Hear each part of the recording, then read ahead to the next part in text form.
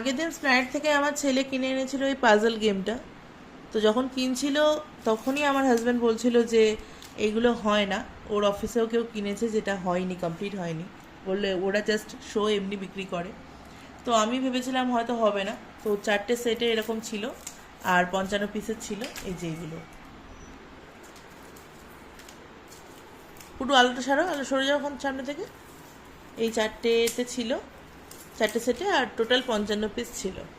তো আমি ভাবলাম যে দেখি, চেষ্টা করে দেখা। ছেলেও খুব বিরক্ত করছিল যে করে দাও মা। তো আমি দেখলাম একবার যে দেখি চেষ্টা করে করা যায় কি না। তো দেখলাম ভিতরে কোনো ম্যানুয়ালও নেই। তারপর দেখলাম কিছু নাম্বারস লেখা রয়েছে, সেইগুলো দিয়ে অ্যাটেম্প করে করে করে করে এই বানিয়েছি। সকাল থেকে বসেছি আর এই সবে উঠেছি, এই বানিয়েছি। কিছুই না, নাম্বারগুলো জুড়লে একটার সঙ্গে একটা হয়ে যাচ্ছে। একটু টাইম টেকিং প্রসেস, আর যেহেতু কাগজের একটু সময় লাগছে আর মাঝে মাঝে দুমড়ে যাচ্ছে, তো সেগুলোকে একটু ঠিক করে করতে হবে। আর ড্রাইভারটা কোথায় পুটু? এই যে ড্রাইভার, ছোট্ট ড্রাইভারটায় কোনো নাম্বার নেই।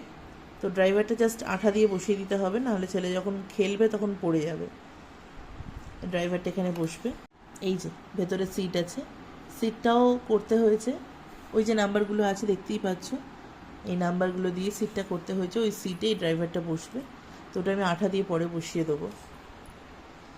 আর এই যে পিছনেও নাম্বার আছে, এইভাবে করেই করতে হয়েছে।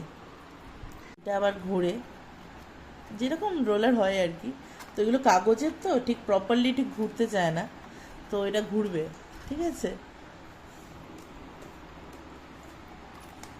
খুব সুন্দর বাচ্চাদের জন্য গেমটা, কিন্তু মানে এটার জন্য বাচ্চাদের একটু বড়োদেরকেও লাগবে, শুধু বাচ্চারা পারবে না। মানে আমার সাইজের বাচ্চা তো পারবেই না, এই সাইজের বাচ্চা পারবে না, আর একটু বড় সাইজের বাচ্চা লাগবে। তো কেমন হয়েছে, কেমন লাগছে প্লিজ জানিও। চলো টাটা, বাই।